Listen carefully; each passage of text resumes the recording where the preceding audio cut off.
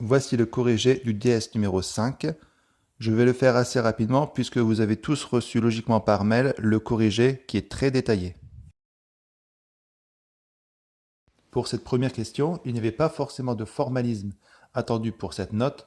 En revanche, si vous avez fait des efforts de présentation, forcément, on en a tenu compte dans la correction.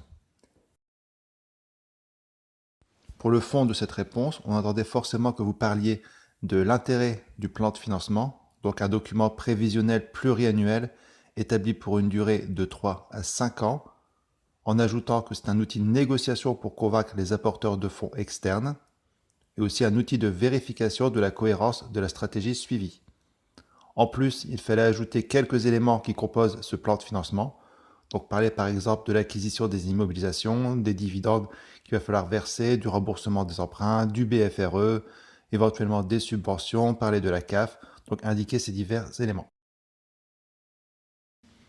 Pour la question 2, donc élaborer le plan de financement de la société Pinchot pour les années 2020 à 2022. Donc il fallait forcément commencer par réaliser le tableau d'amortissement de l'emprunt en calculant une annuité constante. Donc on avait ici par exemple une annuité de 6 550 et 1 ou 50 si vous n'avez pas arrondi. Ne pas savoir faire ce tableau est déjà rédhibitoire. Ensuite, le traditionnel calcul de la CAF. Donc on partait du chiffre d'affaires ici pour les 3 années. On retirait les charges variables et les charges fixes. On n'oublie pas de retirer les 6 000 € de dotation aux amortissements, puisque le bien, je crois, il avait une valeur de 30 000 €, amorti sur 5 ans, donc ce qui faisait en fait 6 000 € d'amortissement annuel. Ensuite, certains ont oublié de retirer les intérêts. Forcément, comme on a fait un emprunt, il y a des charges financières à prendre en compte. Donc par exemple pour 2020, il fallait retirer moins 900 de charges d'intérêt, pour ce qui nous fait un résultat avant impôt de 19 700. Je retire l'impôt, je trouve mon résultat net, je rajoute mes dotations et je trouve la CAF.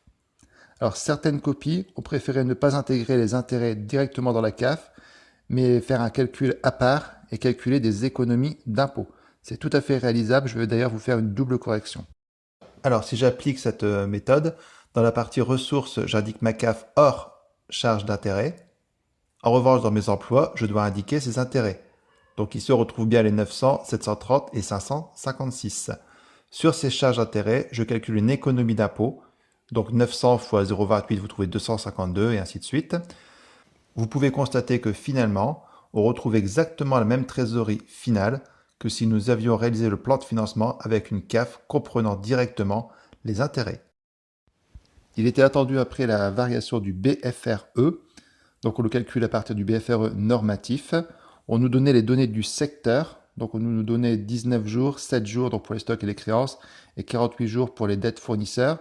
On avait donc un BFRE en jour négatif de moins 22 jours de chiffre d'affaires. C'est une très bonne nouvelle. J'ai vu dans certaines copies qu'on me disait que c'était une mauvaise nouvelle. Non, non, au contraire, c'était excellent. On a un dégagement de besoins en fonds de roulement. Ensuite, il fallait calculer par rapport aux données de l'entreprise. Certains ont pris les données du secteur, mais non, c'était les données de l'entreprise, donc le chiffre d'affaires de l'entreprise. Donc par exemple, pour l'année 2020, 150 000 multiplié par 22 divisé par 365, et vous trouviez un BFRE négatif de moins 9 167. Pour le plan de financement, rien de particulier, si ce n'est que certains ont découpé l'année 2020 en début et fin de période. Il ne fallait surtout pas le faire parce qu'à la page 3 sur les 13 dans l'énoncé, c'était bien marqué « Remarque, les encaissements et décaissements seront comptabilisés dans l'année considérée, quelle que soit la date de réalisation. Il n'y a pas de début ou de fin d'année. » Donc il ne fallait pas découper en deux périodes. On retrouve dans ce tableau les éléments habituels, donc dans les ressources, la CAF, l'emprunt qu'on a contracté, un apport en capital de 4 000 € qui était marqué dans l'énoncé, dans les emplois, l'investissement, le remboursement d'emprunt. On retrouve aussi la variation du BFR, mais en négatif. Éventuellement, on aurait pu le mettre en positif dans les ressources, ça n'aurait pas posé de soucis. Voilà, et donc on trouve un plan qui est relativement bien équilibré, puisque dès la première année, on est dans le positif. Finalement, l'énoncé vous demande si le plan est équilibré pour le présenter éventuellement à un banquier. Effectivement, le plan est équilibré. Donc on vous demande quand même de rappeler la situation de l'entreprise dans une introduction et d'expliquer les raisons pour lesquelles ce plan est équilibré. On vous demande également de faire une conclusion. Pour la question 3, il est demandé de calculer la vanne, donc savoir si l'ensemble des flux que va rapporter ce projet va être positif en considérant forcément qu'il y a eu un décaissement dès le départ de moins 1300. Donc ici, on actualisait avec un taux de 6% qui était donné dans l'énoncé, ce qui nous donne du 969,08. Question 4, le calcul du tri. N'oubliez pas d'indiquer les formules. Si les formules ne sont pas écrites sur votre copie, j'ai logiquement retiré des points. Et nous allons trouver 32,55%. N'oubliez pas d'indiquer que c'est en pourcentage et ne pas marquer simplement 32,55 comme j'ai pu le voir. Le délai de récupération, on veut savoir en fait quand notre projet sera rentable. Ici, c'était le 19 juin 2023. Si vous avez trouvé le 18 ou le 20 juin, les points sont également accordés. Alors n'oubliez pas qu'il faut actualiser les différents flux. Donc le 1300, on ne l'actualise pas parce que c'est une dépense qui arrive à la période 0. En revanche, le 500 que nous percevrons en 2021, il faut l'actualiser, donc au taux d'actualisation. Donc 471,70 multiplié par 1,06 exposant moins 1. On fera de la sorte pour l'ensemble des années jusqu'à 2024. D'après le tableau, on se rend compte que les flux seront positifs, donc les flux cumulés seront positifs en 2023. Donc on va chercher la date exacte, sachant qu'en 2023, nous aurons une production, enfin c'est pas une production, mais des flux de 629. Donc 629 divisé par 360 jours, cela veut dire qu'en fait, chaque jour, nous avons une production de 1,75 euros. Comme nous devons atteindre, pour être à l'équilibre, 294,31, je divise ce montant par 1,75 et je trouve 168 jours. 168 jours dans une année, cela correspond au 19 juin 2023. Dernier calcul, la vanne globale. Dans cette hypothèse, on va considérer que l'on place les différents flux que nous allons recevoir chaque année à un taux de 9%, indiqué aussi dans l'énoncé. Ces flux vont être réinvestis. Donc par exemple pour 2021, je vais placer 500 en 2022, 2023 et 2024. Donc exposant 3. Attention au petit piège, en 2024, les flux arriveront en fin d'année, on les récupère le lendemain, donc ils ne vont pas produire d'intérêt, donc on récupère simplement 800. L'ensemble de ces placements annuels va nous rapporter 2977 euros. Cette somme, nous la percevrons fin 2024. Nous allons la comparer avec la dépense initiale de 2020 qui était de 1300 euros. C'est un calcul de vanne. On actualise en fait les 2977 au taux de 6% qui est le taux d'actualisation donné dans l'énoncé. Et on trouve finalement une vanne globale de 1058,75. Bien supérieure à la vanne initiale, forcément, puisque l'argent, nous ne l'avons pas laissé dormir, mais nous avons placé notre argent, par exemple les 600 de 2022, nous les avons placés pendant 2 ans et cela nous a rapporté du 9%.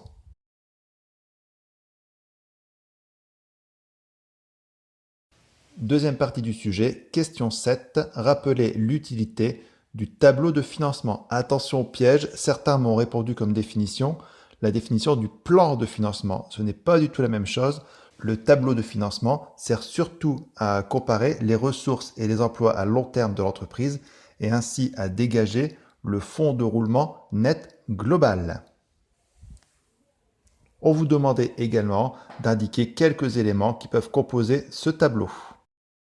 À l'examen, ne pas être capable de calculer la CAF envoie un message très négatif au correcteur qui n'a pas forcément envie de vous mettre au-dessus de 10 comme moyenne, voire même 6. C'est en effet l'un des calculs de base de la finance d'entreprise.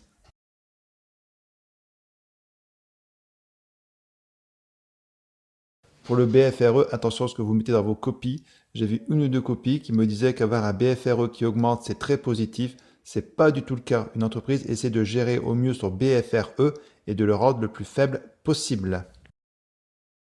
Pour la question 10, c'est simplement du court, mais faites attention quand vous parlez de la durée de crédit client, on vous parle de délai moyen. Insistez bien sur le délai moyen. Si vous ne dites pas moyen, cela ne veut pas dire grand-chose. De même, faites très attention à la définition de la capacité de remboursement parce que ça revient très régulièrement et j'ai vu des horreurs.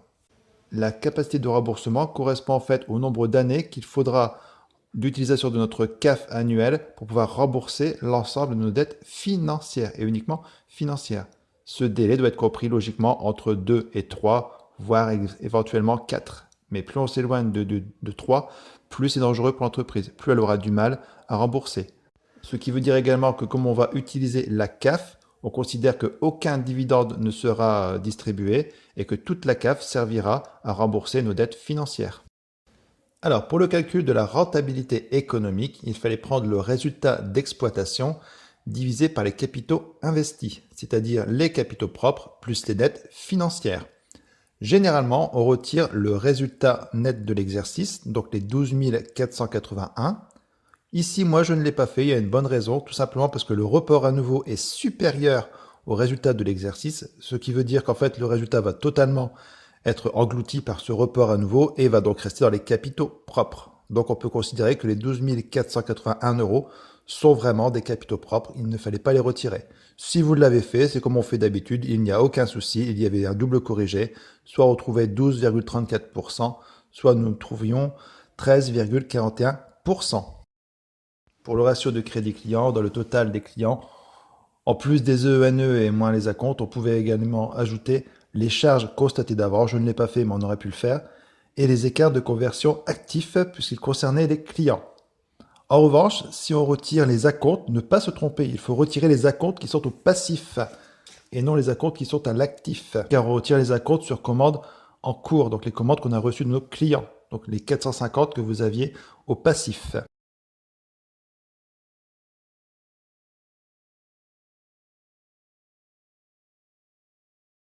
Dans les dotations, on ne prendra pas non plus tout ce qui concerne l'actif circulant, donc je ne veux pas voir les 865.